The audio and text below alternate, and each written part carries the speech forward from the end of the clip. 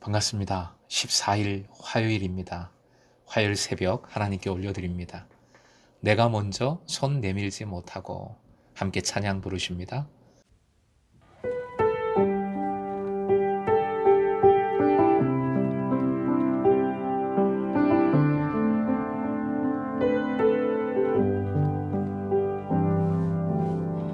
내가 먼저 손 내밀지 못하고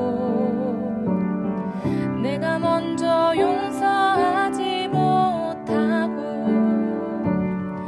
내가 먼저 웃음 주지 못하고 이렇게 머뭇거리고 있네. 그가 먼저 손 내밀기 원했고 그가 먼저 용서하길 원했고 그가 먼저 웃음 주길 원했네.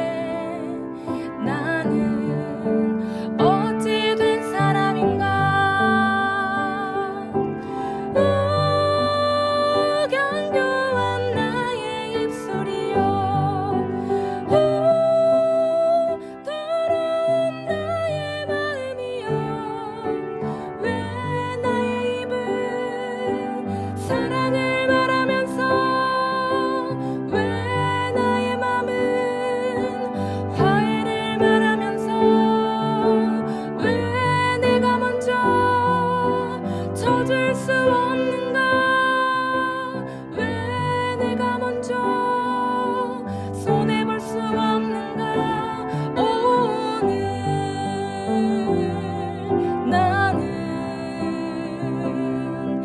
오늘 나는 주님 앞에서 몸둘 바 모르고 이렇게 흐느끼며 서 있네. 어찌할 수 없는 이 맘은 주님께 맡긴 채로. 오늘 말씀은 창세기 45장 21절부터 24절까지입니다. 함께 본문을 읽겠습니다.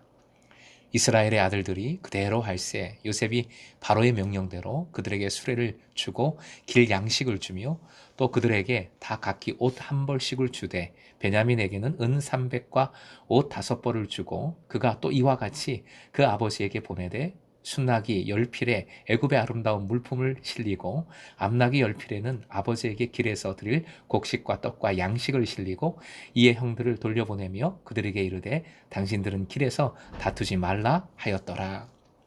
오늘의 기도 제목, 예수 안에서 정죄하지 말고 더욱 은혜에 집중하게 하소서. 예수 안에서 정죄하지 말고 더욱 은혜에 집중하게 하소서. 본문 21절부터 23절까지 바로의 명령대로 각종 선물이 주어지는 내용입니다.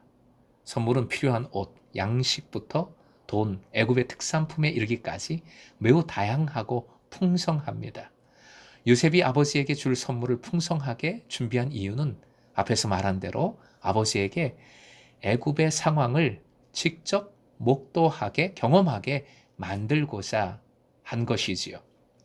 수레는 지금으로 따지면 집 한 채 값 이상 하는 차들과도 같은 그런 선물입니다. 이 모든 선물은 값을 떠나서 그 의미가 중요하지요. 어제 말씀드린 대로 왕의 대접, 엄청난 귀한 대접을 받는 것이지요. 요셉은 마치 어머니가 아이들에게 다독이면서 타이르듯 형들에게 길에서 싸우지 말라 당부합니다. 24절 하반절 화연 보시고 한 번 더요. 당신들은 길에서 다투지 말라 하였더라. 물론 선물 때문에 싸우는 것일 수도 있지만 그래도 양심의 가책으로 또 아버지에 대한 죄송함으로 스스로 책망하거나 서로 원망할 수 있는 것이지요. 길에서 다투지 말라와 똑같은 말씀을 그래서 신약에서 찾아보면 바로 이 말씀입니다. 화면 보시고 함께 로마서 8장 1절 읽겠습니다. 그러므로 이제 그리스도 예수 안에 있는 자에게는 결코 정죄함이 없나니. 주께서 우리를 정죄하지 않으시고 십자가로 오히려 그 죄를 사해 주셨습니다. 그러니 이제 스스로 정죄하지 말아야 합니다. 또 서로 정죄하지 말아야 합니다. 두 가지 화면 보시고 함께요. 스스로 정죄하지 말 것, 서로 정죄하지 말 것. 예수 그리스도 안에서 우리는 새로운 피조물입니다. 이렇게 스스로 또는 서로 정죄하지 않는 것이 그리스도 신앙 공동체의 핵심 조건, 전제 조건입니다. 죽었던 것으로 안 아들 요셉, 팔아넘긴 요셉, 동생 요셉을 통하여 온 집안이 이런 풍성함을 누리게 되었습니다. 반전도 이런 반전이 없습니다. 바로 이것이 하나님의 인도하심이고 역사하심입니다. 신앙생활, 믿음의 기쁨입니다. 주님의 은혜를 붙들고 주님과 동행하는 자에게, 끝까지 주님께 순종하는 자에게 주시는 하늘의 기쁨이, 하늘의 선물이 반드시 있음을 믿으시기 바랍니다. 믿는 이가 샬롬을 누리는 삶을 사는 것이, 샬롬을 믿는 이에게 주시는 것이 하나님의 목적입니다. 그래서 샬롬을 행복으로 옮겨서 행복한 제자라는 타이틀을 걸고 우리는 제자 양육을 받고 있는 것이요.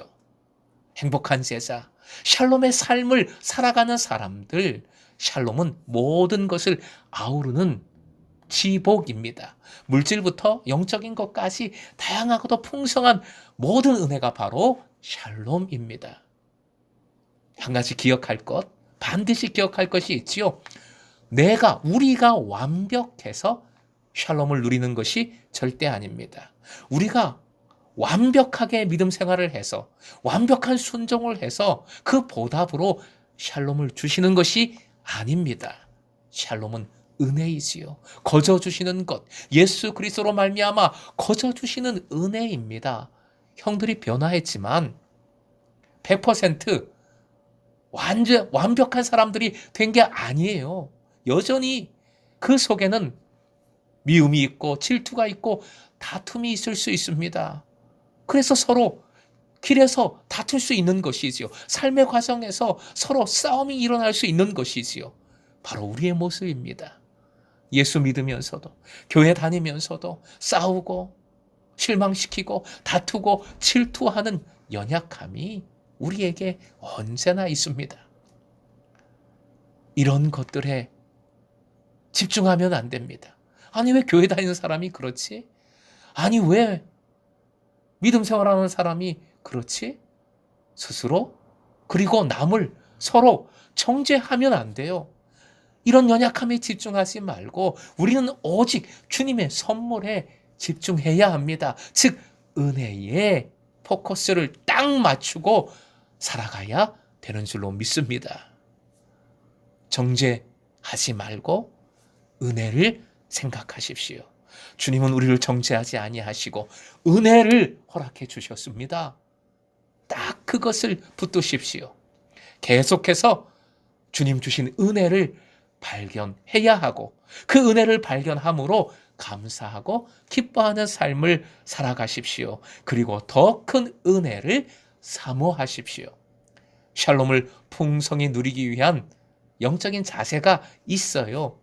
이것은 완벽함이 아니라 역시 이것을 이루는 것도 성령님 의지해서 은혜로 살아가는 겁니다. 이루어내는 겁니다.